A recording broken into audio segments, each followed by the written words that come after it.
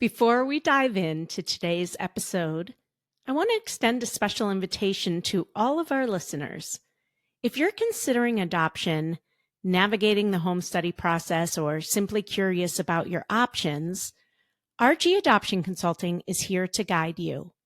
Visit our website at www.rgadoptionconsulting.com/contact to schedule a complimentary chat. Our multi-agency approach is a strategic way to accelerate your adoption process without putting all your eggs in one basket. This strategy prevents you from feeling stuck with one agency, especially after a significant financial commitment. Why not consider a multi-agency approach with lower initial fees? We believe it makes a lot more sense. Plus, the support and education you receive through our services are aspects you might not expect you'll need until you're deep into the process. Reach out to us at rgadoptionconsulting.com/contact. We're here to support your adoption journey every step of the way. Your dream is to become a mom. My dream is to help you get there. I'm Rebecca Gruenspan, a single mom through domestic adoption and an adoption consultant for over a decade. I'll be your guide, along with other adoption professionals and members of the adoption constellation, walking you step by step down this beautiful and complex path of adopting your baby. When I was going through the adoption process, I had no idea what I was doing, what I needed to know, or more importantly, who to trust.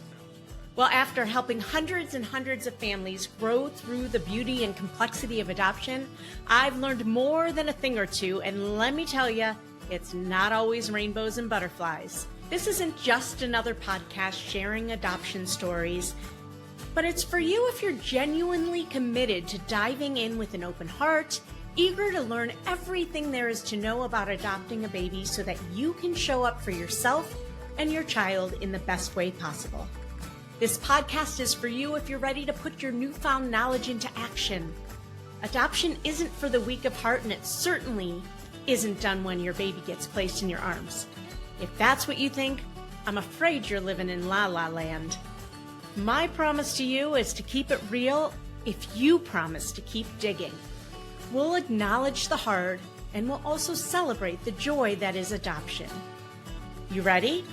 Let's do this. Well, happy 4th of July. If you are listening, I'm recording on this Independence Day in 2024. Although I'm sure the information I'm going to be talking about, if you're listening on another day, is relevant. So listen up. Lots has gone on, and first things first, I do want to shout out to my single mamas. All the single ladies. As I am one myself, that we just had 3 single mamas adopt back to back to back. Hey, is it coming back? I hope so. I hope our single mamas are being chosen more than they have in a long time. That would make me very happy. And them too. Okay, so there's that. And here's a piece of advice. If you are working with a consultant, when they give you advice, especially when it comes time to going to the hospital, accepting a situation, anything to do with the match. But altogether, when your consultant gives you advice, take it. It will save you some heartache, most likely. Okay? That's our secret. They give you advice. I know how hard you're fighting against it sometimes. These are impossible decisions to you. And the reason we give you the advice we give you Will we be right 100% of the time? Probably not. 95% of the time? Probably so. Because we have been doing this for years, and we have seen time and time and time and time and time again what can go wrong and what can go right. And oftentimes we see the signs. I saw the sign. I think it's the sun, but we're going to go with sign for that little. And I'm talking about things like when to travel. Do you travel? You know, every situation is different. And I don't want to I'm not calling clients out because I get it. But I want to tell you one little scenario. And I love this family dearly. I feel bad, but just for the point of an example, this family chose to drive 16 hours for a situation that sounded wonderful. This mom has given it so much thought, blah, blah, blah, blah, blah. The mom was traveling from another state. I said, don't start traveling until she is there or on the plane and you know she's at least going to be there. And they said, no, we have to be there when she is there. This was a very nuanced situation. No, we have to be there when she is there.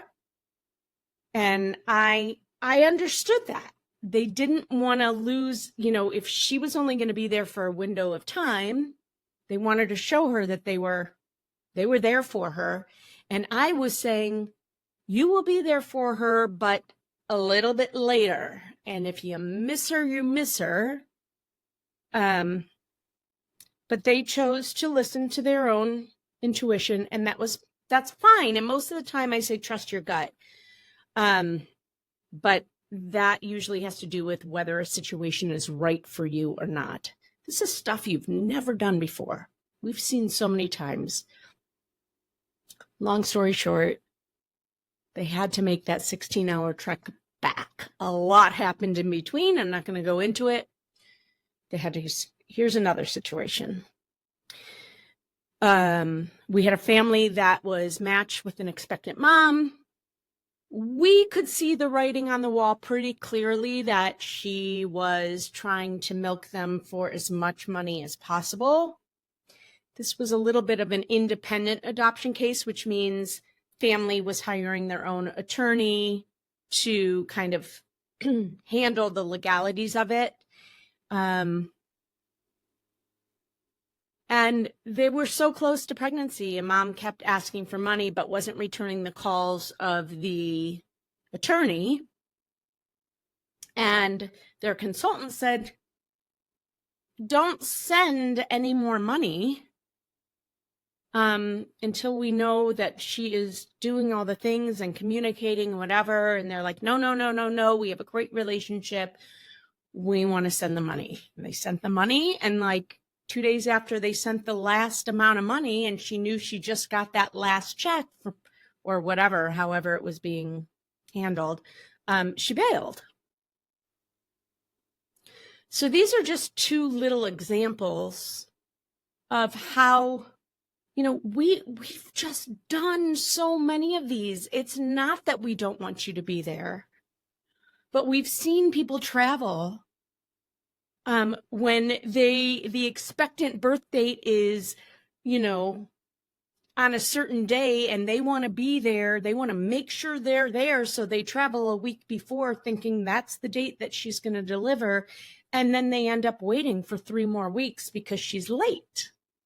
And then the baby's in NICU, and then ICPC starts. So they might be there for a month now, and they're like, we just want to get home. This is awful. We just want to get home. And you would have only been there for 2 weeks instead of 4 weeks if you would have taken the advice of your consultant. So remind yourself, we hired a consultant for a reason. They know what they're doing, unless they're brand new, and they don't, but we have 11 years under our belt, and my other consultant has been in this industry for over 20. We have seen this. We know what we're talking about. We're not going to get it right 100% of the time, but usually we will. So just remember why you hired your consultant or the person that's giving you advice who has seen this. Okay. That's that. Hopeful parents are a commodity. That was my note. So I want to tell you, I just want to kind of talk about that a little bit. Sounds kind of icky.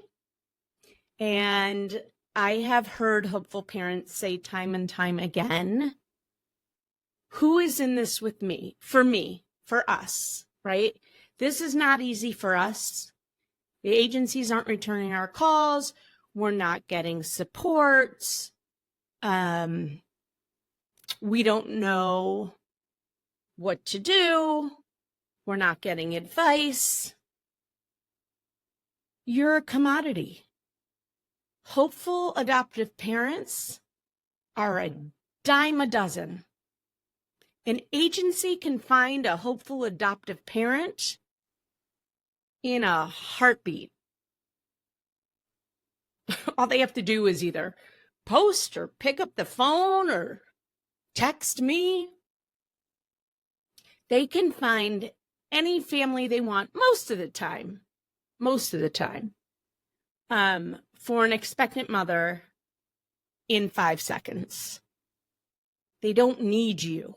There are way more of you than there are expectant moms placing babies. There are way more hopeful adoptive parents wanting to adopt a child than there are expectant moms or moms placing a child. So where does that leave you? If you are serious about adopting a baby, you need to put it all out there. I mean, obviously, I am going to suggest every day of the week that you work with a consultant. Again, it goes back to, we know what we're doing. We have connections.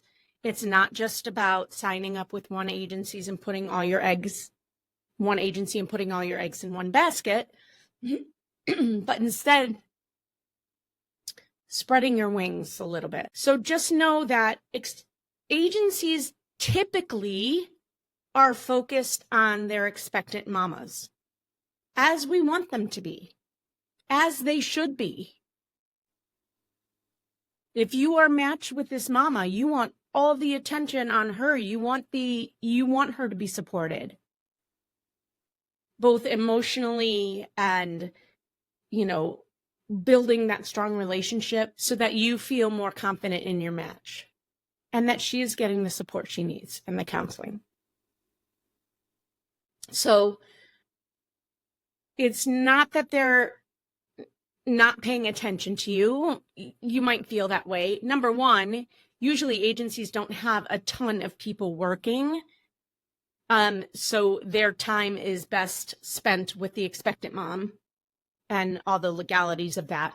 And agencies really like working with families that are getting that outside support, that are getting that outside education, where they know they don't have to explain every single thing to them.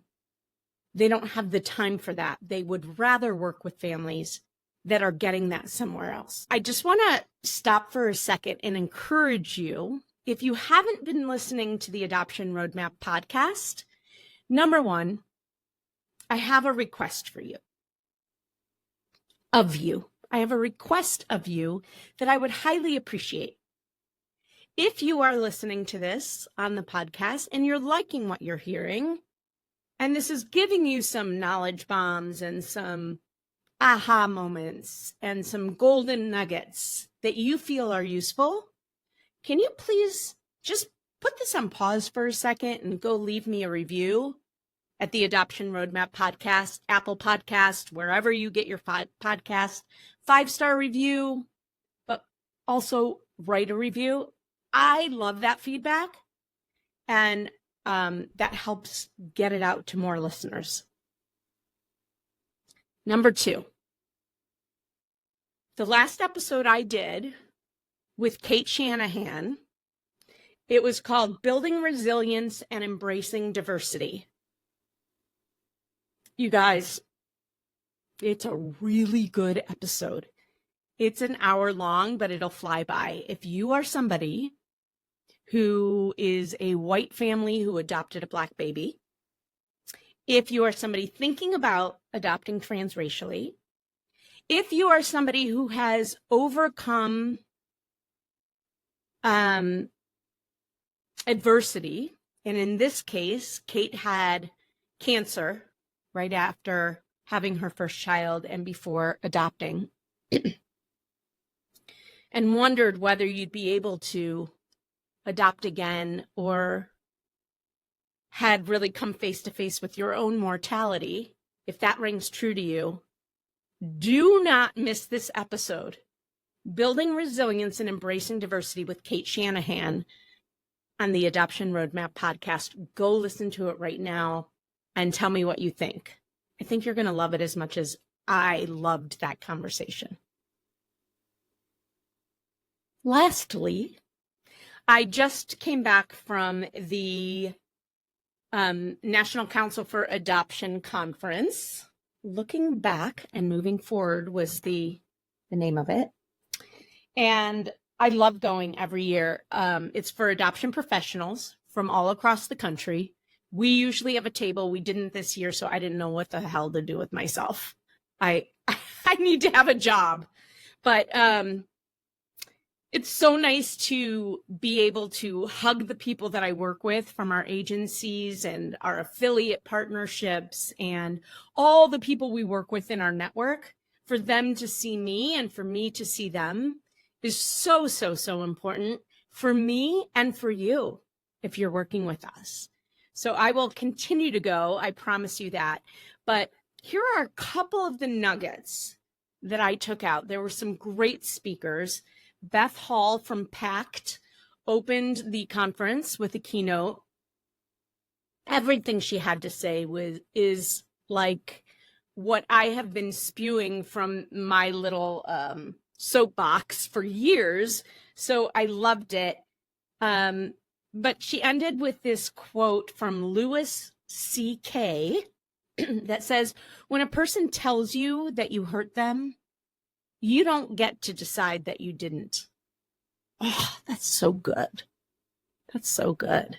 When a person tells you that you hurt them, you don't get to decide that you didn't. I went to a session on drug exposure with a doctor. I learned a couple things that are kind of scary. Fentanyl is 50 times more potent than heroin. 2 milligrams, which is like a pinch of salt, is considered lethal. So it's amazing to me how many people use fentanyl and give birth, and these babies are so resilient. Most of her patients who use substances are polysubstance users. This was interesting, and I didn't know that. When a birth mom is taking anxiety medications, for example, benzodiazepines, they have a more significant withdrawal, which is delayed. So anxiety meds causes withdrawal in the babies that are significant withdrawals and can be delayed. So if a birth mom is taking anti-anxiety meds during pregnancy, they should try to change to a different medication during the pregnancy. That is something that I did not know. And I also learned that symptoms from withdrawal can last for 6 or more months, but might not require medication for the withdrawal. And morphine is the standard treatment for withdrawal. Also, exposed babies are very rigid. So when you pick up a baby who hasn't been exposed, like their head goes back, and exposed babies are very rigid, like you can barely bend their arm. And so if you notice that in your baby who you are adopting, who is very rigid from withdrawal, you should request an OT consult, an occupational therapy consult for the baby to help them relax. I loved that piece of advice, not something I knew about. Also, this was really important. The baby feels your energy. Okay. And I think we all knew that to a point, but how we speak about our baby affects how we treat our baby. So pay attention to your language. If you're telling everybody, oh, the mom used drugs and the baby was exposed, so who knows what that's going to, I don't know, whatever. If you're talking negatively, that is going to affect how you treat your baby. And the baby feels that. So think about your language. She also said, we tell all of our families, work with an adoption competent therapist. If you don't know why, just look inside yourself. There's plenty of reasons why. But this doctor said it so clearly. We tend to think we can handle this new situation that has been brought upon us. Being a parent for the first time, period, the end. Being a parent of an exposed baby. If you have never done it before, you are going to have some issues. So seek out therapy. Don't be afraid. And from another session that I went to, we heard from Alec Ingold, who is a linebacker for, I can't remember which football franchise, but he said a great quote that I'm going to end with today. The opportunity of a lifetime is only there for the lifetime of the opportunity. We have a baby born situation right now that I am trying to find a family for. There will be a lot of families that are on the fence about this opportunity. So let me say this to you. The opportunity of a lifetime is only there for the lifetime of the opportunity. Go take it. Have a great week. See you next time on This Week in Adoption. Bye-bye. Well, I hope you enjoyed that episode of the Adoption Roadmap podcast. If you did, I have a few favors to ask of you. First, please hit subscribe so you never miss an episode. And while you're at it, I'd love to hear your takeaways. Please write a review and let me know what you liked. And if you have a question or a suggestion on what you'd like to hear, I'd love to hear that too. Please shoot me an email at support@rgadoptionconsulting.com and let me know what you'd like to hear about. And if you have a question, I may just answer it online. Thanks again for listening. Tune in every Wednesday and Friday morning for a brand new episode of the Adoption Roadmap podcast. Until next time, bye-bye.